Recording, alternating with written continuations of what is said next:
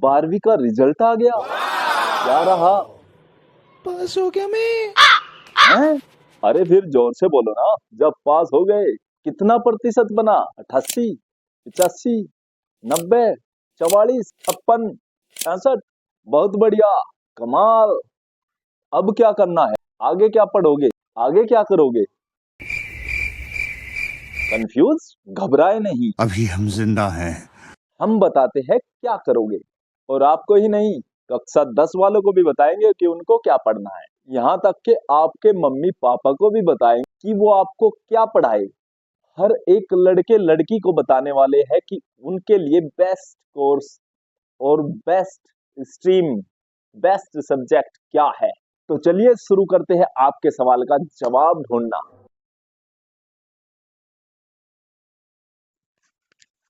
तो इंतजार हुआ खत्म। एक बड़ा सवाल, पेचीदा सवाल, उलझा हुआ सवाल। 12वीं के बाद क्या? इसका समाधान ढूंढते हुए मैं लगभग पिछले 10 दिनों से इस पर काम कर रहा था। अलग अलग क्षेत्र में अनुभव प्राप्त व्यक्तियों से मिल रहा था और एक निष्कर्ष पर पहुंचने की कोशिश कर रहा था कि इस पेचीदा सवाल का एक सटीक सा और सरल सा जवाब ढूंढ के आपके लिए ला सकूं। तो इंतजार की घड़ी अब खत्म हुई। आपको मिलवाता हूं उन सभी अनुभवी व्यक्तियों से। इसको मैंने 2 क्रम में रखा है क्योंकि वीडियो काफी लंबा हो जा रहा था। उस वजह से मैं इसको 2 क्रम में लेके चला हूं। पहले क्रम में आपको सभी का एक रिव्यू, एक सारांश पर लेके चलूंगा। लगभग 25 से 30 मिनट का ये वीडियो रहेगा। उसमें सभी का अपना पर्सनल एक्सपीरियंस आपके सामने वे शेयर करेंगे। दूसरा रखा है एक एक व्यक्ति का अनुभव, उनके पूर्ण विवरण के साथ। वो आपको हर एक रोज एक वीडियो में एक व्यक्ति से सीधे मुलाकात कराएंगे हम। तो इस तरह से इस सवाल को हल करने की कोशिश करेंगे। हमारे क्षेत्र का बच्चा या तो आगे पढ़ना ही नहीं चाह रहा है। 12वीं के बाद वो एक शॉर्टकट ढूंढने में लग जाता है कि 12वीं के बेस पर ही उसको कोई सिपाही वगैरह और ग्रुप डी वगैरह की नौकरी मिल जाए बस। लेकिन मैं समझाना चाहता हूँ कि ग्रेजुएशन बहुत ही ज्यादा जरूरी चीज है। ग्रेजुएशन के बिना आपका बेस तैयार ही नहीं हो पाएगा। दूसरा बच्चा अग्निवीर को एक वैकल्पिक तौर पर लेके चल रहा है। तीसरा ग्रेजुएशन अगर करना चाह रहा है तो डिग्री नाम मात्र के लिए करना चाह रहा है। ये बहुत बड़ी गलती है। अब तक ये सिस्टम चल गया लेकिन अब ये काम नहीं करेगा। सरकारी नौकरियां लगभग खत्म होने को हो जाएगी और प्राइवेट सेक्टर अब नई ऊंचाइयों की ओर बढ़ चला है। प्राइवेट सेक्टर में जाने के लिए आप में एक काबिलियत जरूर होनी चाहिए। तो ग्रेजुएशन को अब हल्के में मत लो। अपने इंटरेस्टेड सब्जेक्ट के साथ एक बढ़िया तरीके से यानी कुछ सीखने लायक उससे मिले, सीखने लायक कुछ बनो, उससे कोई काबिलियत पैदा हो। तो इस तरह से अपने सब्जेक्ट के साथ ग्रेजुएशन को पूरा करो। तो चलिए आपको मिलवाता हूँ हमारे अनुभवी महानुभावों से। बाबा जी आपका बहुत बहुत स्वागत है। धन्यवाद। मेरा नाम राजपाल सिंह, ये गांव मेरा निसार। मैं जो है कृषि परिवार में, पिताजी का नाम धर्म सिंह रहा। ये करीब 88 साल की उम्र हो चुकी। मैं सावन के महीने में पैदा हुआ था। तो हमारे पिताजी खेती में ही थे उस टाइम जो है। और सभी गाँव वालों की हालत ये थी कि हमें 4-5 रुपये फीस देना भी भारी पड़ा करता उस टाइम। बाकी जो है पढ़ाई में हम इतने होशियार तो नहीं थे, लेकिन ये बचपन में ही हमें जो है दाखिल कर दिया गया और जो है पढ़ते रहे। पढ़ने में जो कोई ज़्यादा होशियार नहीं थे, पर फेल कभी नहीं। फेल नहीं हुआ, हाई स्कूल कर लिया। फिर उसके बाद मैंने कानपुर से इंटर पास करा, फेल नहीं। उसके बाद फिर मैंने डिप्लोमा करा। ये आपका हाई स्कूल कौन से सन का है जी? हाई स्कूल सन 54 में किया, 56 में इंटर किया। उसके बाद फिर 58 में मैंने राजकीय कृषि विभाग से डिप्लोमा किया। अच्छा जी। और उसके बाद जो है 59 में जो है हम जो है दिसंबर 59 में इटावा नौकरी पे चले गए। 14 साल की चरण सिंह की बात रखता हूँ मैं। 14 साल ने मेरे सामने कहा था युवा को कि मैं एक युवा था, मैं उसका हुक्का भी रखता, उस हुक्के का तल भी था। मैं उसके पैर दबाता, उसके पैर दबा भिंचता, 4 बार जाऊँगा, 4 बार उसकी जा। और मुझे एक बात कह, बेटे तू राजा बनेगा। कहना आज जो मैं इस कुर्सी पर आया, प्रधानमंत्री नहीं बने थे उस टाइम। मतलब मेरे मुंह के सामने की बात है ना, कि मेरे सामने की बात है। मुझे कहा मेरे सामने कहना ये जो वो है जो हम पहुँचे ये उसका आशीर्वाद है। तो ये जो है मेरा तो संदेश सबसे बड़ा यही है कि जैसा आज का युवा जी जो पिछड़ रहा है, भाई माँ बाप की तरफ नहीं देखता, सबसे जो गलत हो रहा है फ़ोन हो रहा, हर वक्त फ़ोन में है, किसी के पास बैठना नहीं, किसी बड़े की सुननी नहीं, किसी की जानने की बात, सबसे दूरी बना ली। हाँ। बच्चा किस तरह से अपने आप को जज कर सकता है, उसके पेरेंट्स, उसके माता पिता कैसे अपने बच्चे को जान सकते हैं कि वो किस क्षेत्र के लिए बना है? हाँ, ये बहुत जरूरी है कि उसके माँ बाप भी देखें कि इसकी लाइन कौन सी ऊंची है, टेक्निक है या जो है और किसी काम में 10 बार हो सके या किसी खेल फील्ड में नंबर इसका आ सके, उसे देखना पड़ेगा कि इसकी रुचि कहीं में। यदि रुचि पकड़ ली जा, ठीक है, वो तो ईश्वर की मेरे पे कृपा हुई कि मैं जो योग मांगा, लेकिन मेरी रुचि योग में नहीं थी। मैं तो कलाकार था, जी मैं तो चित्रकार था, मेरा तो चित्रकारी में नंबर आना चाहिए था और विश्व में नाम आना चाहिए था चित्रकारी में। वो मेरी तो बदकिस्मती है कि भाई मैं ड्राइंग में नहीं निकल पाया, क्योंकि न तो गाँव वाले जानते क्या हो ड्राइंग, खेल से ही तो बनावे और क्या है वो, नहीं पता था कि भाई ये इतना महान चित्रकार है जो सेकंडों में जो है देखते चित्र बना देता है। अब भाई सेकंडों में बने जी तो विश्व रिकॉर्ड है किस्म से, इस पर तो हमारी डीएम चक्कर काट के जब मुझे कहा, मुझे 7 सेकंड में मैं हाथी बना दूंगा, फूल बना दूंगा, उसका कमरा बनाऊँ, कहने ये नहीं कर सकते आप, भाई चौक लगाओ, चौक लाओ, अभी बना रहा, बस चुप हो गया, डीएम की पहले चक्कर काट गया। तो ये तो जो है जरूरी है बच्चे का, हमें ये ज्ञान देना जरूरी है। प्रतिभा जिस तरह से हमारे सब चेहरा अलग, हाथ अलग, पाँव अलग, सब परमात्मा की सब रचनाएं अलग अलग हैं, प्रतिभा भी सब में है। जी एक प्रतिभा है, हम जान नहीं पाते, और यदि प्रतिभा का उसका पता लगा दिया और वो विश्व में पहला नंबर है उसका, कोई भी हो, बिल्कुल, ये हम जान नहीं पा रहे कि इसमें प्रतिभा क्या है, किसे इसे लेके चले। एक विशेषता हर आदमी में है, हर बच्चे में है। बाकी ये मैं आज का युग देखते मतलब कमा देखे जो आजकल बच्चे जा रहे, नौकरी तो है नहीं। मैं तो कहूँ इसमें दस्तकारी में यदि अपना टेक्निकल में कुछ विज्ञान उलटावें, अपने हिसाब से लेकर चले और तो उसमें ज़्यादा ये पैसे भी कमा सकें, क्योंकि ये जरूरी है। आज बच्चा मेहनत से तो लीजिए हो रहा ना, बच्चों का स्टैंडर्ड तो बढ़ा दिया, अब उनके बस का ये योग्यता उनमें कम होती जा रही, स्टैंडर्ड तो बन गया, कंपटीशन है, कंपटीशन ही कर नहीं सकते जी। जो लाइन है उसे पकड़ा में, या रोजगार के बजाय जो है ना काम, काम यदि कुछ सीखेंगे और उससे तो कमा कर काम चल सके, और उसमें भी इंसल्ट मन में समस्या भी समझाना पड़े, सबसे बड़ी समस्या है यार जी। कोई नहीं दुनिया में ऐसा, और जिसके पास ये है योग्यता में हो, उसे सिर्फ हमें निखारने की बात है, और कोई दर्जन रहा उसका उत्साह बढ़ाया। जैसे देखो अब हमारे गांव में जो मास्टर जी ने प्रोग्राम रखा है उत्साह देने का, ये सराहनीय कार्य है, बच्चों को ये प्रेरणा देने लायक है। रविंद्र मास्टर ने जो किया उससे उत्साह बढ़ता है। भाई जो बच्चे ऊपर बढ़ रहे हैं, यदि हम उन्हें जो है प्राइज देकर मनोबल बढ़ा के बढ़ाओगे तो और बच्चों में उत्साह बढ़ेगा। ऐसा तो होना चाहिए। चलो उसने अपने अलग से किया, मतलब गांव पंचायत की तरफ से होना चाहिए काम। बिल्कुल, क्या गांव पंचायत जो है हर साल उन प्रतिभाओं को, जो बच्चे भाई 58% या 88% जो है अच्छे नंबर ला कर आ रहे हैं, जो खेल में हैं, उनका मनोबल बढ़ाने के लिए उन्होंने ग्राम पंचायत की तरफ से जो है मनोबल बढ़ना चाहिए उनका जो है। मैं अपने दर्शकों को बताना चाहूंगा, बाबा जी जिस कार्यक्रम की बात कर रहे हैं वो आदर्श विद्या मंदिर का एनुअल फंक्शन जो रविंद्र मास्टर जी द्वारा किया गया था, और वो वीडियो हमारे YouTube चैनल पर पहले से उपलब्ध है, आप जाकर देख सकते हो। मैं डिस्क्रिप्शन में लिंक मेंशन जरूर करूंगा। नमस्कार। की कड़ी में हम मिलेंगे एक अनुभवी अध्यापक से। हमारे मेहमान हमारे पास स्टूडियो में नहीं है, वे ऑनलाइन माध्यम से हमसे जुड़ेंगे। तो बहुत बहुत स्वागत करता हूं सर आपका मैं अपने इस प्रोग्राम में, जिसका नाम है 12वीं के बाद क्या।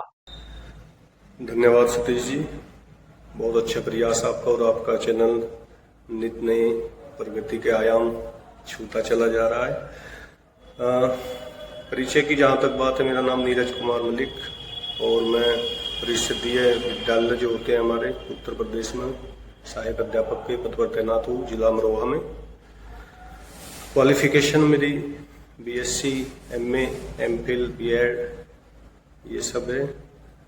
और चुनौतियां देखो, करियर कोई छोटा हो बड़ा हो, चुनौतियां हर जगह होती है। जब भी हम किसी करियर को चुनते हैं तो उसके संदर्भ में उसके जो हर करियर को लेकर कुछ गुण जरूर डेवलप करने चाहिए आदमी को कि भाई मेरे अंदर ये गुण है तो मैं इस करियर में सेट हो जाऊंगा, या फिर इंटरेस्ट हो, उसका हॉबी हो, या उसका नेचर हो उस तरह का। जैसे इससे पहले भी मैंने 3 जॉब की है, जिसमें गवर्नमेंट जॉब भी थी दूसरी, लेकिन वहाँ कई बार क्या होता था कि इंटरेस्ट अलग हो जाता था, तो वहाँ काम करने का जो प्रकृति होती है वो एक बोझ की तरह बन जाती है। जब तक आदमी अपने इंटरेस्ट के हिसाब से काम नहीं करेगा तब तक वो सही उन्नति नहीं कर पाएगा अपने करियर में या जीवन के किसी भी क्षेत्र में। अगला सवाल है कि बच्चा या उसके माता पिता, अभिभावक कैसे बच्चे की प्रतिभा को पहचाने तथा एक सही फील्ड चुनने में उसकी मदद करे और उसको प्रोत्साहित करे उस रास्ते पर जाने के लिए जो उसके लिए खास तौर से बना है। यह एक बहुत महत्वपूर्ण सवाल है, बच्चे के लिए भी और अभिभावक के लिए भी, क्योंकि ये आज का सबसे बड़ा कंफ्यूजन है। बच्चे भी कंफ्यूज है, कभी कभी गार्जियन भी कंफ्यूज होता है कि जाना इधर था चले इधर गए, या मन इस तरफ जाने का कर रहा है और प्रयास इस तरफ जाने के हो रहे हैं। तो इसके पैरामीटर मेरे हिसाब से 2 ये हो सकते हैं कि एक तो हमारा पूर्व कक्षा हो, जैसे आपने बात की इंटर के बाद, तो हाई स्कूल और इंटर ये 2 क्लास थोड़ी सी स्टैंडर्ड क्लास कही जा सकती है। बोर्ड एग्जाम होते हैं इसमें हमारे, और बच्चा अपने आप को परख भी लेता है। तो इन दोनों क्लास की जो परफॉर्मेंस है उसकी सब्जेक्ट वाइज, वहाँ से हमको थोड़ा आइडिया लग सकता है कि भाई बच्चे का इंटरेस्ट कहाँ पर है, लैंग्वेज में है, ह्यूमैनिटी में है, साइंस में है, या फिर कॉमर्स वगैरह में है। और 12th तक आते आते बच्चे को थोड़ा ये भी नॉलेज हो जाती है अपनी कि भाई वो किस फील्ड में उसका इंटरेस्ट है। देखो, इंटरेस्ट सबसे बड़ी चीज़ है। और हमारे यहाँ एक मूवी भी बनी है, बहुत सफल मूवी थी अपने ज़माने की, 3 इडियट्स। उसका जो लब्बलवाब था पूरी मूवी का वो यही था कि बच्चे को उसी फील्ड में जाना चाहिए जहाँ उसका इंटरेस्ट हो। जहाँ तक बात 12वीं के बाद क्या, तो इसके लिए आजकल पिछले कुछ सालों से जो शुरू किया NTA, national testing agency India की, यूपीएससी ओरिएंटेड, और वो टेस्ट लेती है सीयूईटी के नाम से। तो वो अंडर ग्रेजुएट कोर्स के लिए उसके थ्रू हम सेंट्रल यूनिवर्सिटीज़ है जो अच्छी अच्छी इंडिया की, जैसे डीयू, जेएनयू, एएमयू, बीएचयू, उनमें एडमिशन लेने का मौका मिलता है हमें। उसकी अच्छे से तैयारी करें। स्ट्रीम कोई भी हो, ह्यूमैनिटीज है उसमें भी ऑप्शन बहुत सारे हैं। ऐसी कोई बात नहीं है कि भाई साइंस में या इंजीनियरिंग या मेडिकल्स को छोड़कर कोई चांस नहीं है। एडमिनिस्ट्रेशन में बहुत सारे ह्यूमैनिटी के स्टूडेंट जाते हैं, टीचिंग लाइन्स बहुत सारी है, और कॉमर्स में भी बहुत सारे ऑप्शन हैं। सीएस है, सीए है, बैंकिंग सेक्टर है, बहुत बड़ा सेक्टर है, बीबीए, एमबीए वगैरह है, तो कॉमर्स के साथ भी जा सकते हैं। बात ये है कि हम अपने इंटरेस्ट और अपनी जो परफॉर्मेंस है पिछली क्लासों के उनके बेस पर सीयूईटी दे और अपनी सीट पक्की करे अच्छी यूनिवर्सिटी में अंडर ग्रेजुएट कोर्स के लिए। और जो भी हमारी स्ट्रीम है, जो भी सब्जेक्ट है, उसको अच्छे से पढ़े। अच्छे से पढ़ लिया तो 12वीं के बाद छोड़ो, आप किसी के भी बाद की बात कर लो, अगर हमने अच्छे से पढ़ा है अपना सब्जेक्ट तो पूरी लाइफ हम खाली नहीं बैठेंगे। आपका बहुत बहुत स्वागत है। धन्यवाद बहुत बहुत। तो सबसे पहले सर, हमारे दर्शक आपका परिचय जानना चाहेंगे, आपकी उपलब्धियां जानना चाहेंगे। मेरा परिचय नाम मलिक, प्रधानाचार्य जनता इंटर कॉलेज लिसाड़, गांव हमारा लाख है, यही पड़ोस में। जहाँ तक बात बच्चों की है कि इंटर के बाद बच्चा अपने करियर के बारे में क्या सोचता है, तो बच्चा जो है इंटर में जब होता है तो बच्चे का दिमाग जो है कई तरफ को घूमता रहता है कि मैं किस लाइन पे काम करूं, किस तरफ को मैं जाऊं। तो ये उसके परिवार पर और उसकी रुचि पर और उसके साथियों पर, उसके सीनियर साथियों पर निर्भर करता है कि वो किस लाइन पे जाए। बाकी तो अपनी रुचि के हिसाब से उसे जाना भी चाहिए बच्चे को। और क्योंकि मैं अपना ये अनुभव बता रहा हूँ जो मैंने शिक्षा प्राप्त करते हुए जो मैंने अनुभव किया है, वो अनुभव आप लोगों से मैं बता रहा हूँ। क्योंकि मैंने भी इंटर में जब अपना कैरियर की तरफ को लाइन मैंने चुनी, तो उसमें मैंने भी इसी तरीके से चुनी थी कि मुझे शिक्षक बनना है।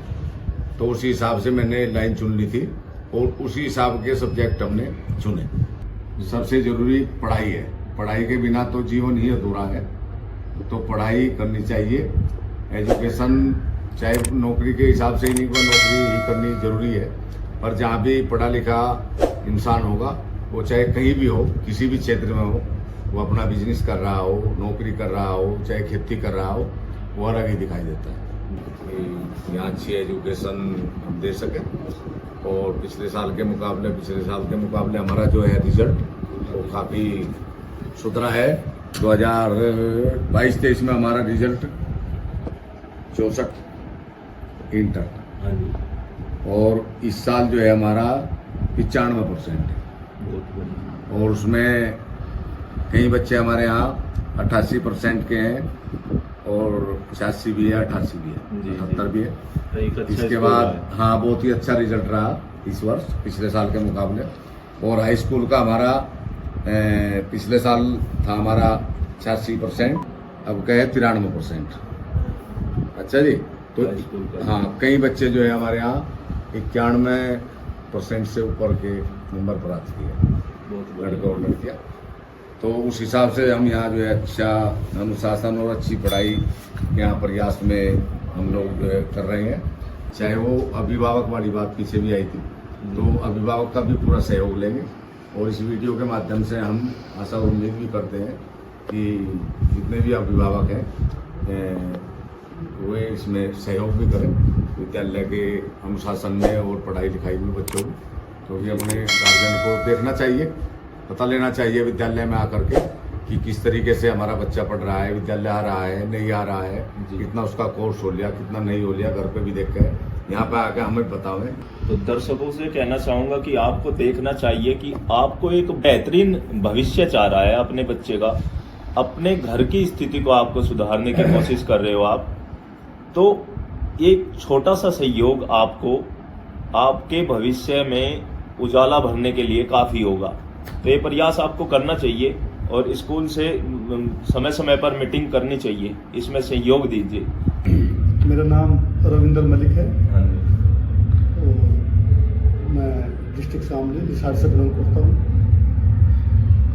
और यहाँ पर मैं प्राइवेट स्कूल एसोसिएशन का जिला अध्यक्ष हूँ डिस्ट्रिक्ट शामली में। और 25 साल से जो आपका ये आदर्श स्कूल चल रहा है लिसाड़ में, इसकी जानकारी करीब सभी को है। और मैं 25 साल से ही प्रिंसिपल हूँ। 2001 में स्थापना की गई थी आदर्श स्कूल की। मैंने हाई स्कूल और इंटर लिसाड़ इंटर कॉलेज से किया है, ग्रेजुएशन रमाला से किया है। और मैं 6 सब्जेक्ट से एमए हूँ, बीएड हूँ, एमएड हूँ, एमफिल हूँ और पीएचडी की मैं सोच रहा हूँ कि पीएचडी भी कर ली जाए। और मैं चाहता हूँ कि जो स्टूडेंट्स है जो इंटर कर चुके या ग्रेजुएशन कर चुके, वे भी टीचिंग लाइन में आए, दूसरे फील्ड में आए, पीसीएस निकाले। थोड़ा दुर्भाग्य की बात है कि लिसाड़ में आज तक कोई पीसीएस नहीं है। काफ़ी बड़ा गांव है और जोर पड़ता है कि इस बात का कि लिसाड़ से अब तक भी जो है कोई पीसीएस या कोई आईएएस अधिकारी हमारे यहाँ नहीं हुआ है। तो उस टाइम तो बहुत मुश्किल थी। लैंप का शिक्षा जो है हम मांझते थे और रात में जो है पढ़ते थे। और अगर शिक्षा बोलवंश फूट भी जाए तो पिटाई होती थी घर द्वारा। घर के जो है पिटाई करते थे, भाई कैसे फोड़ दिया शिक्षा। तो वो तो जमाना कुछ और था। अब तो बच्चों को यही नहीं पता कि भाई लाइट्स कहाँ से आ रही, कैसे कैसे डेवलपमेंट हो रहा। अब वो मुश्किल बच्चों के लिए फिलहाल मुश्किल नहीं है, हमारे लिए मुश्किल थी।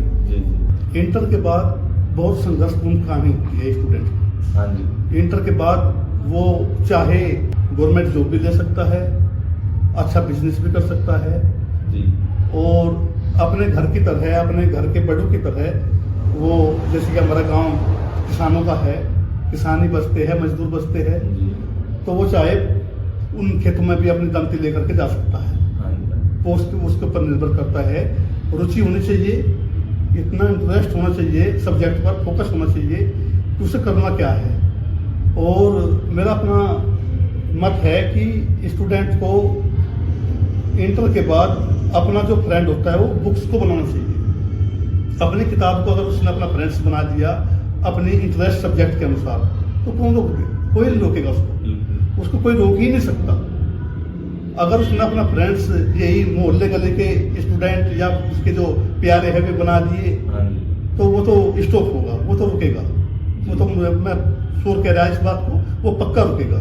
अगर उसने जो है अपनी इंटर के बाद अपनी बुक्स को फ्रेंड बना दिया, तो मैं सच कह रहा हूँ उसको कोई नहीं रोक सकता। तो फिलहाल ही आपने हमारे YouTube चैनल पे देखा होगा कि मास्टर जी ने अपने स्कूल के एनुअल फंक्शन के माध्यम से क्षेत्र में मेधावी छात्रों व सामाजिक सेवा में बढ़ चढ़कर अपना योगदान देने वाले प्रतिभाओं को सम्मानित किया है। एक इस प्रोग्राम की वीडियो हमारे चैनल पर उपलब्ध है और आपने देखा होगा, एक बहुत ही सराहनीय कार्य है और बहुत ही बढ़िया तरीके से आयोजित कार्यक्रम में अध्यापकों को, समाज सेविकों को और मेधावी छात्रों को सम्मानित किया गया माननीय मंत्री द्वारा, विधायक जी द्वारा। अब पीएचडी में भी यही मेंशन कर दिया कि जो बच्चा पीएचडी करना चाहता है वो नेट का एग्जाम देगा। अगर वो टॉप 2% में आ गया तो उसे जीआरएफ मिल जाएगा। जीआरएफ का मतलब होता है जूनियर रिसर्च फेलोशिप। जीआरएफ करने के बाद 2 साल के अंदर अंदर जैसे सर्टिफिकेट आ गया जीआरएफ का, तो 2 साल के अंदर अंदर उसे किसी भी यूनिवर्सिटी में पीएचडी में एनरोल होना है। एनरोल होने के बाद में उसे 35 या 40 हज़ार रुपये पर मंथ मिलता है 5 साल तक। उसके बाद होता है जीआरएफ के बाद सबसे नीची कैटेगरी में नेट होता है। नेट वाले का भी डायरेक्ट पीएचडी में रजिस्ट्रेशन हो जाता है। अब उसके बाद सरकार ने ये कर दिया कि जो बच्चे नेट भी पास नहीं कर पाते और जीआरएफ पास नहीं कर पाते, तो उससे नीचे एक कैटेगरी और बना दी 30 नंबर की, नेट स्कोरिंग के नाम से है वो। जो बच्चा किसी भी यूनिवर्सिटी से पीएचडी करेगा तो वो नेट स्कोरिंग वाला जो 30 नंबर की कैटेगरी है उसके बेस पे भी उसका पीएचडी में एडमिशन हो जाएगा। अब पीएचडी में एडमिशन होगा तो वो स्कोरिंग के थ्रू या जीआरएफ के थ्रू या नेट के थ्रू ही होगा। ये केवल 3 ही रास्ते हैं पीएचडी तक जाने के, और कोई रास्ता नहीं। आप आश्चर्य मानोगे, मैं एमए हिस्ट्री कर ली थी, लेकिन एमए हिस्ट्री करने के बाद दोबारा से मैंने बीए की हिस्ट्री में। अच्छा जी। मेरा मन इतना हिस्ट्री में जुड़ गया, इसी बीच मैंने हिस्ट्री में नेट भी निकाल दिया। हाँ जी। फिर मेरा पीएचडी में रजिस्ट्रेशन भी हो गया, एमफिल भी हो गई, तो मैं आगे बढ़ता चला गया। बाकी घर वालों का सपोर्ट मिला, प्यार मिला। हाँ जी। और आगे बढ़ता चला गया। तो आपके बीच में हूँ। और फिर गांव में एक लाइब्रेरी की भी स्थापना मैंने की यहाँ। हाँ जी। इसलिए की कि जो गांव की पृष्ठभूमि के बच्चे हैं वे आके उसमें पढ़ सकते हैं, अध्ययन कर सकते हैं। बिल्कुल, ये बहुत बढ़िया फैसला था आपका। हाँ, बल्कि लड़कियों के बारे में मेरे अब भी ये विचार हैं कि जो लड़कियां नीट इसकी तैयारी कर रही है, सीयूटी की, एक सीयूटी सेंटर यूनिवर्सिटी जो होती है उनमें एडमिशन के लिए एक प्रवेश परीक्षा होती है सीयूटी। हाँ जी, अभी 2 या 3 साल से, हाँ 2 या 3 साल से लागू हुई है। तो इस सीयूटी की जो गाँव की बच्चियाँ तैयारी कर रही है, मैं उनके लिए भी इस मंच के माध्यम से कहना चाह रहा हूँ, सतीश भाई के माध्यम से, अगर वे तैयारी करना चाहे तो वे लाइब्रेरी में आके निःशुल्क तैयारी कर सकते हैं। इतनी छूट मैं उन बच्चियों को देना चाहता हूँ, क्योंकि मैं चाहता हूँ कि मेरे गांव का बच्चा बच्चा पढ़े। बहुत बढ़िया जी, बहुत। हाँ, मेरा बहुत अच्छी सोच है आपकी। और मैं भी इस वीडियो को बनाने का एक बड़ा पर्पज यही है कि लड़कियों को थोड़ा मार्गदर्शन मिले, क्योंकि वो एक घेरे में बीए वगैरह करके और बस घर में ही रह जाती है। क्योंकि लड़कियां जो होती हैं वो 2 परिवारों के बीच की कड़ी होती है। अगर एक लड़की पढ़ गई, आप ये समझो कि 2 परिवार पढ़ गए। हाँ जी। इसलिए लड़की की शिक्षा बहुत ज़्यादा महत्वपूर्ण है हमारे लिए और समाज के लिए भी जी। तो मेरा ये मानना है कि लड़कियां जो पढ़ेंगी तभी समाज आगे बढ़ेगा। और मैं फिर दोबारा से कहता हूँ, लड़की जो इसकी तैयारी कर रही हो सीयूटी की, वो लाइब्रेरी में बैठ के निःशुल्क पढ़ सकती है जब तक उसके एग्जाम हो। कोई दिक्कत नहीं है। बहुत बढ़िया। हाँ, तो सर इसमें एक बड़ा सवाल होता है अभिभावक के पास भी, बच्चे के पास भी। वो अपनी एबिलिटी को कैसे पहचानेगा? एक बालक जो अभी 12वीं करके रिलैक्स हुआ है, नेक्स्ट ईयर की प्लानिंग उसके दिमाग में है, लेकिन कंफ्यूज है मैं कर पाऊंगा या नहीं। तो इसमें अगर आप थोड़ा बता पाए कि वो कैसे पहचाने खुद को कि मैं ये कर पाऊंगा। देखो, ये बहुत अच्छा क्वेश्चन है सतीश भाई का। बच्चा कैसे पहचानेगा? 12वीं करने के बाद में बच्चे सबसे पहले अपनी मार्कशीट को देखें, जिस विषय में उसका सबसे ज्यादा रुझान रहा। हाँ जी। सपोज करो कि उसका रुझान हिस्ट्री में रहा। हाँ जी। तो वो हिस्ट्री में अपना एक बहुत बेहतर करियर बना सकता है जी। हाँ, क्योंकि बीए में हिस्ट्री ले, जिस विषय में पकड़ रही हो उस विषय को लेके चले, और उस विषय से वो भिन्न भिन्न प्रकार के जो कंपटीशन है उनकी तैयारी कर सकता है। अगर मैथ में बहुत अच्छा रुझान रहा, इंजीनियरिंग में जा सकता है। बायो में बहुत अच्छा रुझान रहा तो वो पैरामेडिकल में, मेडिकल में जा सकता है। बच्चे को स्वयं जागना पड़ता है कि मैं क्या कर सकता हूँ। जी हाँ, और उसमें ना कई बार ये होता है कि रिश्तेदार हमारा एसआई है पुलिस में, तो बच्चे को जबरदस्ती, वो कह रहा है मैं बीटेक करूंगा, उसको जबरदस्ती उधर को भेज देते हैं कि वो कंपटीशन की तैयारी करो और ग्रेजुएशन कर लो। हाँ, नहीं, वो गलत है। तो ये चीजें बड़ा नुकसान देती है बाद में। बिल्कुल बिल्कुल, क्योंकि बच्चे को पता होता है कैरियर हर एक जगह है। फोटोग्राफी में भी कैरियर है, हाँ जी, इंजीनियरिंग में भी कैरियर है, और टीचिंग लाइन में भी कैरियर है, वकालत में भी कैरियर है, आईएएस पीसीएस में भी कैरियर है। आईएएस पीसीएस बनने के लिए आठ विषयों की जरूरत पड़ती है, हिस्ट्री पॉलिटिकल की जरूरत पड़ती है। तो कोई भी सब्जेक्ट खराब नहीं होता। हाँ जी। बच्चे का इंटरेस्ट जिस विषय में रहा होगा उस विषय को ही लेकर आगे चलें, और उसमें अपना कैरियर बहुत अच्छे तरीके से बना सकता है। जैसे हिस्ट्री मैंने अभी बताया था कि हिस्ट्री में सपोज करो कैरियर किसी बच्चे का ध्यान है तो वो हिस्ट्री से बीए कर ले, फिर एमए कर ले हिस्ट्री से, फिर उसके बाद नेट कर ले, फिर उसके बाद पीएचडी कर ले, तो वो कहीं ना कहीं सिलेक्शन हो जाएगा उसका, डिग्री कॉलेज में प्रोफेसर बन जाएगा। हाँ हाँ बिल्कुल। और बल्कि आजकल बेरोजगारी की भी समस्या बहुत ज़्यादा है, यही है ना? ज्यादा कंफ्यूजन, मतलब ये बेरोजगारी की समस्या ज्यादा होने की वजह से ही हाँ ग्रामीण क्षेत्र का युवा ज्यादा भटक गया है। हाँ वो एक ही लाइन जानता है बस, हाँ, पुलिस की फौज। पुलिस की खोज की। हाँ और मैं इसी वजह से इस सवाल को थोड़ा विस्तार रूप देने के लिए, विस्तार से समझाने के लिए कि ग्रामीण क्षेत्र में जो प्रतिभाएं है हमारी, हाँ ये कुछ ज्यादा पावरफुल होती है। हाँ बिल्कुल, बहुत बढ़िया प्रदर्शन कर सकती है अगर इनको मार्गदर्शन बढ़िया मिल गया। हाँ, क्योंकि हमारे जो बच्चे हैं बेहद शार्प माइंड होते हैं। गांव का जो बच्चा होगा, देहात का जो बच्चा होगा, वो बहुत मेहनती और बहुत लगनशील बच्चा होता है। हाँ जी। ये पहले भर्तियां होती थी आर्मी की, तो हम देखते थे कि वे रोड पर बच्चे गांव के देहात के दिखते थे, बहुत मेहनत करते थे और बड़े बड़े रेसलर बनते हैं, पहलवान बनते हैं। हमारे विकास मलिक जी जो अभी पीएचडी कर रहे हैं हिस्ट्री से, और उम्मीद करता हूँ इनका एक्सपीरियंस आप लोगों के काम आएगा, इनका मार्गदर्शन आप लोगों के काम जरूर आएगा। अभी हमारी तलाश जारी मेरा है। नाम संजय कुमार, मैं ऋषि कश्यप इंटर कॉलेज नाला में। मैं फिलहाल असिस्टेंट टीचर की जो पोस्ट पर कार्यरत हूँ, और यहाँ तक पहुँचने के लिए मुझे एक कड़े संघर्ष से गुजरना पड़ा है। काफी लंबे समय जो है संघर्ष के बाद मैंने जो है इस अचीवमेंट किया है, और मैं अपने जैसे सभी स्टूडेंट्स और जाने वालों सिर्फ एक ही बात कहूँगा कि पहले अपने आप को पहचानो।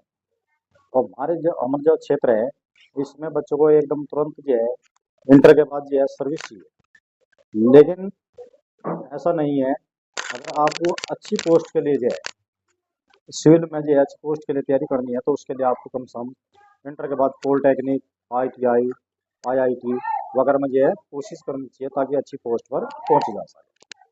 कुरुक्षेत्र यूनिवर्सिटी से BEd किया, उसके बाद जो है मैंने जो है काफ़ी लंबे समय तक जो है अपना खुद का कोचिंग इंस्टीट्यूट चलाया, और गाँव निषाद में भी लगभग 25 साल से मैं यहाँ पढ़ा रहा हूँ।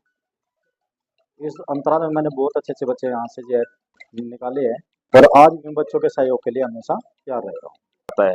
वो बच्चे की अपनी पर्सनल इंटरेस्ट होती है।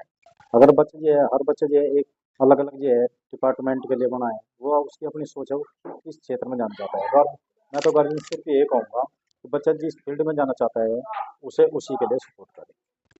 सर, मैं आपको अपना परिचय देना चाहूँगा। मेरा नाम विजेंद्र मलिक है और मैं एक शारीरिक शिक्षक हूँ। मेरी क्वालिफिकेशन BA MPEd है, और मैं बिलोंग जो है शामली से करता हूँ, लेकिन मेरी जॉब जो है औरैया डिस्ट्रिक्ट में है। सबसे बड़ी बात तो ये है कि हमारे देश का सबसे बड़ा दुर्भाग्य ये है कि हम अध्यापक हो चाहे गार्जियंस हो, अपने बच्चे की प्रतिभा पहचानने में बहुत कमी करते हैं। वो पहचानते नहीं, उसको एक जैसे रूढ़िवादिता है उसी तरह से कि 1 कक्षा 2 से 3, 3 से 4 उसी तरह से पढ़ता रहता है, लेकिन उसके बारे में ये जानकारी नहीं जुटाते कि वह हमारा बच्चा किस क्षेत्र में रुचि ले रहा है। तो विदेशों में क्या होता है, विदेशों में ये है कि वे वहाँ पे अपने बच्चे की पहचान कक्षा 8 तक ही कर लेते हैं और वे जिस क्षेत्र में उनकी रुचि होती है अपने बच्चे को उस क्षेत्र में डालते हैं और उस डालने से क्या प्रभाव पड़ता है कि उनके वहाँ पे रिजल्ट जो है वो बड़ा अच्छा आता है। और हमारे देश में क्या है कि बच्चे एक दूसरे को देख के पढ़ते हैं कि एक पड़ोसी का बच्चा है वो जो है ड्राइंग पढ़ रहा है या साइंस पढ़ रहा है तो वो भी हमारा वाला उसका दोस्त होने के नाते वही पढ़ता है, जबकि उसकी उसमें रुचि नहीं होती। तो मेरा कहने का मतलब है कि गार्जियंस को जो है अपने बच्चे की ये पहचान करनी चाहिए कि हमारा बच्चा किस क्षेत्र में जो है अच्छा है और किस क्षेत्र में जाके जो है वो आगे बढ़ सकता है। ये सबसे मेन और सबसे अच्छी बात है। सबसे बड़ा तो एक अध्यापक का एक मेन रोल होता है। अध्यापक एक ऐसा इंसान होता है कि वो अपने बच्चे जो है अपने माँ बाप की इतनी नहीं मानते जितनी अध्यापक की मानते हैं। अध्यापक उनका आइकॉन होता है। अध्यापक की एक्टिविटी बच्चा सबसे ज़्यादा जो है उसके सबसे ज़्यादा अट्रैक्टिव अध्यापक के उसमें होता है। तो अध्यापक को भी चाहिए कि उसको मोटिवेट करता रहे, उसकी गरीबत या उससे जो है उसको ये जो है कमेंट ना करे, उसको बढ़ाएं और कोशिश करें कि अपने द्वारा भी कोई हेल्प हो तो उसकी करे और उसको सही एडवाइस दे। उसके गार्जियंस को बताएं कि भाई जो है इसको इस क्षेत्र में डालो और ऐसे ऐसे होने से ऐसा हो जाएगा। और अभी तो गवर्नमेंट भी जो है वजीफा और इस तरह की चीज़ें उपलब्ध करा रही है, तो पढ़ने के तो बहुत अच्छे अच्छे साधन है। पढ़ने वाला चाहिए, उसको एक वातावरण मिलना चाहिए और वो वातावरण जो है अध्यापक जो है बहुत जल्दी देंगे। अध्यापक ही जो है उसका निर्माण कर सकता है। अध्यापक को चाहिए कि वो अधिक से अधिक जितना उससे हो सके उसके प्रति जो है समर्पित होके उसको एक अच्छा स्टूडेंट बनाए और उसकी प्रतिभा की पहचान करके उसको उस क्षेत्र में डालने का प्रयास करें। सबसे बड़ी बात तो एक हमारे देश का सबसे बड़ा दुर्भाग्य ये है कि हमारे यहाँ खेल में भी राजनीति होती है जी। और एक पुरानी मिसाल दी जाती है कि लिखोगे पढ़ोगे तो बनोगे नवाब, खेलोगे कूदोगे तो बनोगे खराब। ये बहुत गलत बात है। बिल्कुल। हमारे यहाँ पे आपने देखा होगा कि खेल एक ऐसी प्रतिस्पर्धा है जिसमें मस्तिष्क के साथ साथ शारीरिक मेहनत भी करनी होती है। मस्तिष्क और शारीरिक दोनों विकास होते हैं, अर्थात उसका संपूर्ण विकास जो है खेल जगत से ही हो सकता है। और आपने ये भी देखा होगा खेल में बहुत बड़ा स्कोप है। आप इंटर के बाद में बीपीई करिए, बीपीई के बाद में बीपीएड करिए तो आप जो है एज एजुकेशन टीचर बन सकते हैं, फिजिकल एजुकेशन टीचर बन सकते हो। तो उसके बाद में आप जो है एज ए कोच भी काम कर सकते हो। NIS है, उससे आप जो है कोचिंग का डिप्लोमा लेके आप कोच बन सकते हो। और दूसरा, अगर कोई खिलाड़ी जो है बड़ा बन गया उसमें उसको 3 चीज़ों का फायदा होता है। उसको एक तो जो है सामाजिक सम्मान मिलता है, पैसा मिलता है और एक प्रसिद्धि मिलती है और एक वो बहुत जल्दी ही जो है समाज का आइकॉन बन जाता है। तो सबसे ज़्यादा प्रसिद्धि होने का एक बहुत मात्र थोड़े समय में थोड़ी मेहनत से जो है आप लोग जो है बहुत ज़्यादा तरक्की कर सकते हैं। और आदमी के अंदर जुनून होना चाहिए, हर चीज़ को किसी भी समय प्राप्त किया जा सकता है। सर कपिल मलिक, आपका बहुत बहुत स्वागत है। धन्यवाद सतीश भाई। और सबसे पहले तो मैं आपको आपका जो एफर्ट है, आप जो ये बहुत अच्छा काम करने की ट्राई कर रहे हो, एक स्टेप आपने लिया है, उसके लिए आपको ना बहुत बहुत बधाई और गुड लक बोलना चाहता हूँ। क्योंकि हर कोई अपनी लाइफ में बिजी है और बहुत सारे लोग ऐसे हैं जिनको मतलब बहुत सारे क्या मोस्टली पब्लिक ऐसी है जिनको नहीं पड़ी भाई, सबको अपने अपने से मतलब है।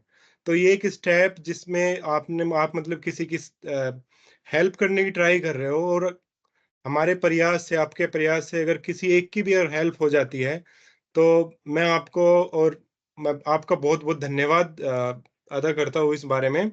क्योंकि ये एक बहुत बोल्ड स्टेप है और जो आपने टॉपिक लिया है ये बहुत कंफ्यूजिंग हो जाता है हर एक स्टूडेंट के लिए, खासकर जैसे ही वो 12th पास करता है। जैसे आपने बोला कि ये जैसे 12th पास कर लिया, हम स्टार्ट करते हैं अपनी एजुकेशन, तो हमारे माइंड में रहता है एज ए मतलब जैसे ग्रामीण परिवेश से हम आते हैं कि सबसे पहले टारगेट रहता है भाई 10th पास करो, 10th पास हो गई 12th पास करो, अब 12th हो गई अब क्या।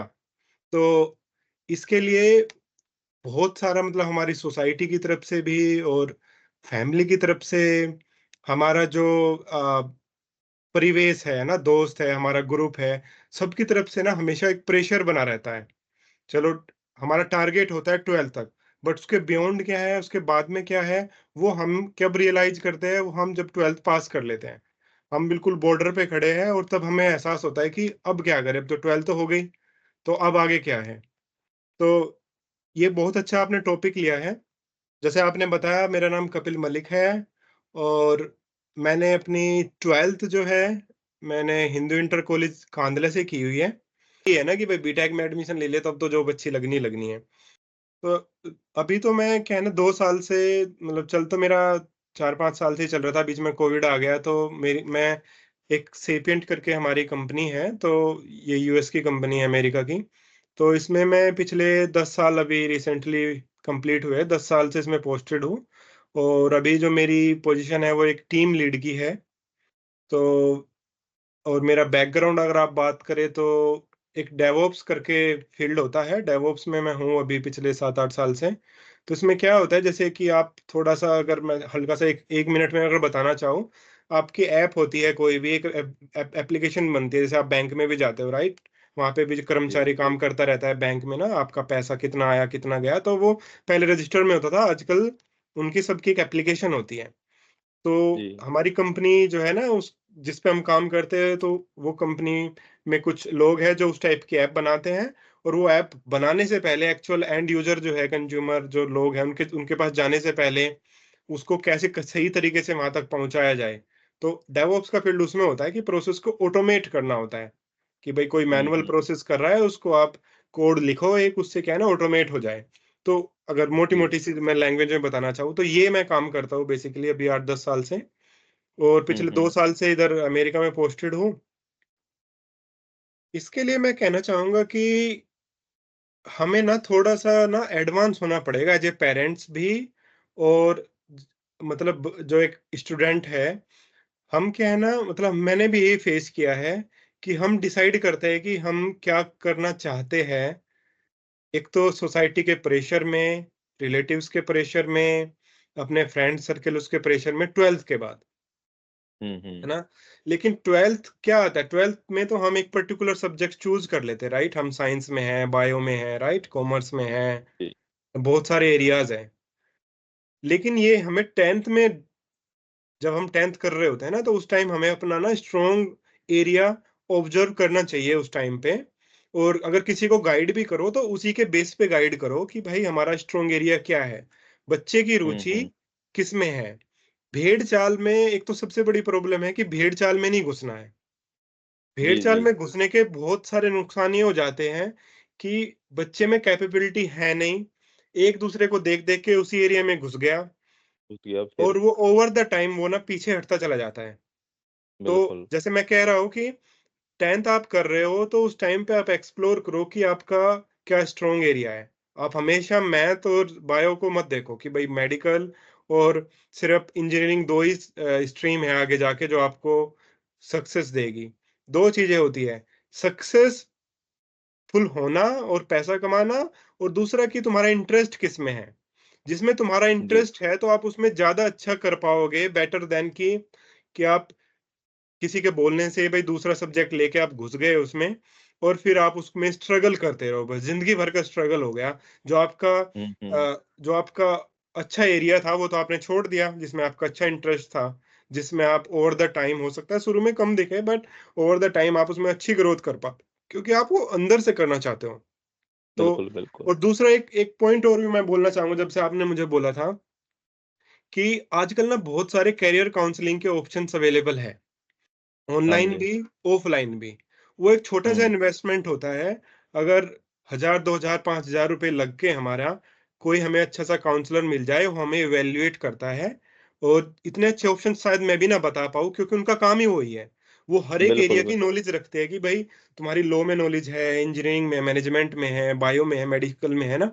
तो क्या क्या ऑप्शंस अवेलेबल है, क्या रिसोर्सेज पाएंगे मुझे अगर मैं उस फील्ड में जाना चाहूँ। तो वो एक छोटा सा इन्वेस्टमेंट है। अगर हम उसमें भी, उस टाइम पे गाइड करने वाला कोई नहीं था हमारे टाइम पे, हमारे परिवार में, रिलेटिव में गाइड करने वाला कोई नहीं है, तो हमारे पास एक वो ऑप्शन भी है। हम उसको यूज़ कर सकते हैं और शायद हम कोई बिल्कुल, अच्छा डिसीज़न ले पाएँ और वो 2-4 हज़ार 5 हज़ार का इन्वेस्टमेंट हमारा आगे जाके ना बहुत वैल्यू मतलब बहुत एडिशन करेगा हमारी लाइफ़ में। तो वो भी एक बिल्कुल, उसका ऑप्शन हमें बहुत बड़ा मतलब फ़ायदा ढूँढना चाहिए। हाँ, मतलब शॉर्ट टर्म पे हमें ये लगेगा यार फालतू में 5,000 रुपए जा रहे हैं मतलब 2,000 रुपए जा है। रहे हैं, जो भी उसकी फीस है। बट हो सकता है वो कहीं न कहीं हमारा एक पॉइंट निकाल के ले आए और हम उसमें अच्छा कर लें। तो ये वाला पॉइंट मैं ज़रूर बोलूँगा कि सबको मतलब कंसीडर करना चाहिए, क्योंकि हो सकता है कि मतलब कहीं पे हमारा स्ट्रॉन्ग पॉइंट वो हमें निकाल के दे दे और हम उसमें आगे बढ़ जाएँ अपने लाइफ में। बेटर दैन कि हम बस इधर-उधर धक्के ही खा रहे हैं, मतलब विज़न है बिल्कुल, नहीं बिल्कुल। कोई और बस एक्सप्लोर कर रहे हैं चीज़ें। ओके सर, ठीक धन्यवाद। है जी। ओके जी, बाय। Okay, bye. नमस्कार सभी भाइयों को। इस वीडियो के माध्यम से मैं सभी भाइयों के साथ उनके करियर संबंधी जानकारी साझा करना चाहूँगा। शुरुआत करने से पहले थोड़े से अपने बारे में जानकारी दे देता हूँ। मेरा नाम परमवीर मलिक है और मैं एक ऑयल एंड गैस कंपनी में एचआर डिपार्टमेंट में एज एन एचआर मैनेजर काम कर रहा हूँ।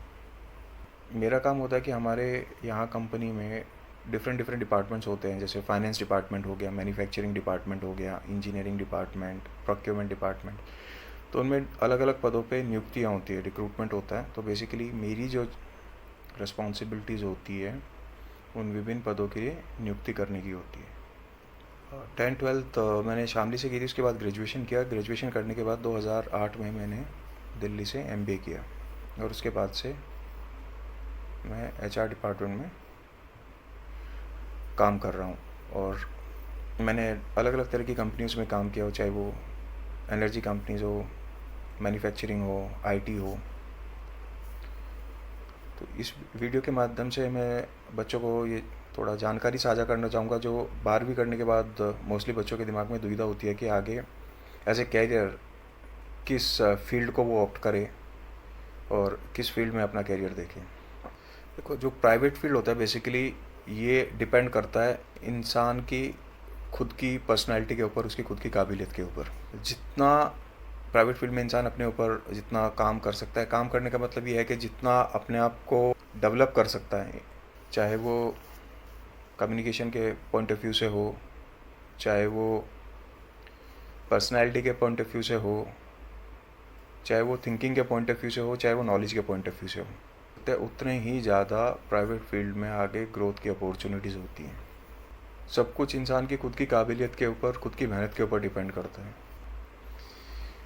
प्राइवेट फील्ड एक ऐसा फील्ड है जिसमें ग्रो करने को एक समुंदर है जिसकी कोई सीमा नहीं है। आप किसी भी लेवल तक ग्रो कर सकते हो, कितना भी आप कमा सकते हो, कितनी भी हायर पोस्ट पे आप जा सकते हो। और अगर आप अपने ऊपर अपनी पर्सनैलिटी पे काम नहीं करते हो, अपनी थिंकिंग पे, अपनी नॉलेज पे काम नहीं करते हो, तो ये फील्ड एक ऐसा भी है कि बेसिकली जो एक बहुत बड़ा अंतर तय करता है काबिल इंसान के अंदर और एक साधारण इंसान के अंदर। तो उसी पढ़ाई को करने वाले लोग होते हैं जो बेसिकली एक नॉर्मल सैलरी पे काम कर रहे होते हैं, और उसी पढ़ाई को करने वाले लोग होते हैं जो अच्छी खासी पैकेज पे होते हैं, अच्छी खासी कंपनी में अच्छे लेवल पे काम कर रहे होते हैं। किस फील्ड में क्या स्कोप है, इस चीज़ के बारे में मैं आपको जानकारी दे देता हूँ। जिनको लगता है कि वो अच्छे से कम्युनिकेट कर लेते, अच्छे से बात कर लेते, टेक्निकली उनको ज़्यादा इंटरेस्ट नहीं है, मतलब IT में ज़्यादा इंटरेस्ट नहीं है, बट उनको बात करना, कम्युनिकेट करना अच्छा लगता है, इंटरेक्शन करना अच्छा लगता है, उन लोगों के लिए मैनेजमेंट फील्ड बेस्ट है। मैनेजमेंट फील्ड ऐसा नहीं है कि इट्स कम्प्लीटली के बेस में आपको बात ही करनी है, उसमें कोई किसी तरह का कोई टेक्निकल काम नहीं होता। बट अगर आप इंजीनियरिंग फील्ड से उसको कंपेयर करके देखो, जितना IT का काम इंजीनियरिंग फील्ड में होता है उतना मैनेजमेंट में नहीं होता। मैनेजमेंट में वो आदमी चाहिए होता है जो अच्छे से बात कर सके, जो दूसरों को अच्छे से कन्विंस कर सके। तो जिसको लगता है कि तो बाहर के भी स्कोप होते हैं, इंडिया में भी आपके पास स्कोप है, डिपेंड करता है, ग्रोथ सब कुछ टोटली आपके ऊपर डिपेंड करती है कि एक उसी सेम एजुकेशन को कंप्लीट करने के बाद एक आदमी एक मतलब CR में, करोड़ में भी सैलरी ले रहा है, एक है जो लाखों में कमा रहा है, दूसरा है जो 1000 में कमा रहा है। तो डिपेंड करता है आपकी एजुकेशन, आपकी खुद की काबिलियत के ऊपर। स्कूल वगैरह कोई बहुत ज़्यादा इम्पैक्ट क्रिएट करते नहीं है इसमें, परसेंटेज कोई बहुत ज़्यादा इतनी ज़्यादा इम्पैक्ट, परसेंटेज 60+ अगर जो भी है वो सब सही है। ये कुछ कंपनीज अब पहले थोड़ा बहुत परसेंटेज पे फोकस करती थी, बट अब इतना ज़्यादा फोकस नहीं करती। मेन जो क्राइटेरिया होता है कंपनी का वो कैंडिडेट को देखती है, उसकी काबिलियत को देखती है। अगर कैंडिडेट उनको लगता है इनके जॉब के लिए कैपेबल है तो वो राइट कैंडिडेट होता है इनके लिए। Thank you so much. Thanks everyone. Ram Ram भाइयों, मेरा नाम विजय मलिक, गांव लिसाड़, जिला शामली से हूं। मैं एक योग टीचर हूं। पंजाब सरकार में फ़िलहाल पोस्टिंग है मेरी। और मैं 2-3 दिन पहले एक लिंक देखा था, सत्या साइबर जोन की तरफ से आया था कि आज की एक बड़ी समस्या है, स्टूडेंट्स जब 12वीं क्लास पास करते हैं उसके बाद क्या करें, कैरियर को लेकर चिंतित हैं। किस रास्ते पर वे चले, कौन सा सब्जेक्ट ले, डिग्री करे, डिप्लोमा करे, क्या करें। तो दोस्तों, मैं योग के बारे में बताता हूँ पहले तो आपको, क्योंकि मेरा सब्जेक्ट योग रहा। मैंने योग से मास्टर्स किया।